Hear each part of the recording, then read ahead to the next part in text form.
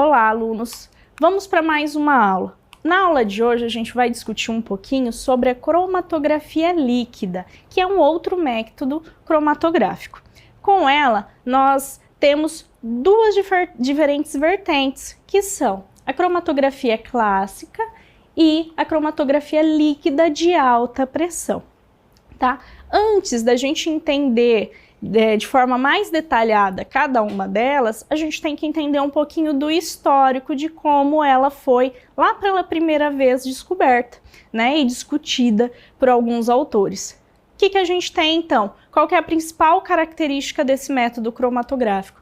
A gente tem que ela caracteriza-se por ter como fase móvel, um solvente líquido. Então a fase móvel, aquela que vai percorrer na nossa coluna, vai ser líquido. Com isso, a cromatografia líquida ela teve sua origem lá em 1903 com o botânico russo Michael, e ela realizou a primeira separação de pigmentos. Ou seja, esse botânico ele queria entender um pouquinho mais como os vegetais eram constituídos, e ele queria separar, como a gente tem aqui nos slides, os carotenos. Então, como que ele ia separar isso? Então, ele pegou como se fosse uma coluna, e nessa coluna ele colocou uma substância ali, que seria um sal, então carbonato de cálcio ele utilizou para preparar essa coluna. Compactou ela e junto a ela colocou um solvente móvel. Lembra que eu disse que na cromatografia líquida o nosso solvente vai ser um líquido. Então ele colocou esse solvente móvel, compactou e aí sim colocou-se a amostra. Tá? Com isso, o que acontece? Nós temos que ela teve um marco relevante na sua trajetória, foi lá em 1974. Então vejam que quase 70, um pouco mais de 70 anos depois, a gente teve um marco teórico dela, quando ela torna-se preparativa. Então teve-se uma empresa farmacêutica francesa, a Russell Claff, e ela patenteou o conceito de colunas dinamicamente compactadas, ou seja, se anteriormente essas colunas eram compactadas de uma forma mais manual, essa empresa patenteou uma forma mais dinâmica de compactar e aí sim utilizar esse método de separação de uma forma mais abrangente, né? E com isso, o que a gente tem? Essas colunas foram equipadas com um pistão, o que possibilitou a compreensão do leito cromatográfico. Este evento abriu as portas para a cromatografia preparativa moderna, que foi o início da cromatografia em coluna de alta pressão. Então, quando a gente fala em cromatografia de alta pressão, a gente está falando de um método mais moderno de preparar essas colunas. Então, por meio de instrumentos ou equipamentos mais modernos, utilizando a pressão, essa coluna ela é compactada de uma forma mais eficiente e mais rápida também.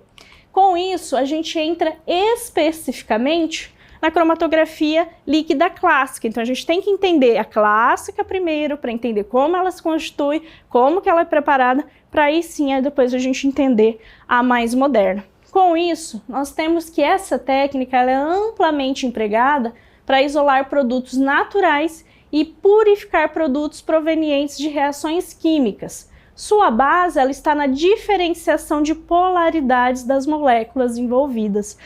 Vamos lembrar de conceitos lá de química no sentido de polaridade das moléculas. Então, toda molécula ela tem os seus polos, né? Então, os elementos químicos em volta do seu átomo, eles têm os elétrons. E cada elemento, ele tem a sua eletronegatividade. Dependendo do elemento que se liga nessas moléculas, ele vai ter um polo mais positivo para um lado, ou ela vai ser mais neutra. Então a gente entra na polaridade das moléculas. Temos moléculas que são polares, ou seja, ela tem um polo definido, e moléculas apolares.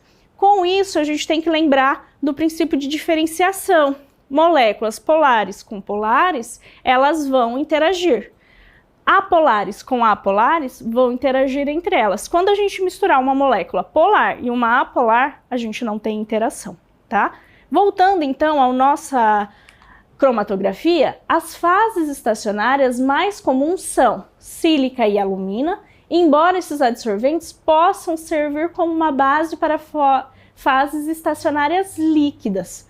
Ou seja, novamente, utiliza-se silício e a alumina, tá? A sílica, por exemplo, ao ser compactada, ela é muito mais simples e mais utilizada na clássica, tá? Com isso a gente tem fases estacionárias sólidas geram a separação por adsorção, enquanto as líquidas atuam por partição. Modificações químicas nos suportes também são utilizadas, resultando em processos de separação híbridos. Então, ao mesmo tempo que a gente pode ter numa amostra ali a separação por adsorção, a gente pode ter por partição, tá? Com isso, o que temos? Nesse procedimento, colunas de vidro semelhantes a buretas são empregadas, as dimensões variam conforme a quantidade de amostra a ser processada, e para empacotar a coluna, coloca-se um pouco de algodão na base para evitar a saída do suporte e preenche-se até a metade do solvente. Então nós temos ali uma coluna que é muito parecida com uma bureta. Essa coluna é onde a gente vai colocar ali a nossa fase estacionária, né? Para quando a gente colocar o solvente, ela não ir toda embora e a gente conseguir empacotar esse sólido, o que a gente precisa? É colocada essa proteção com algodão.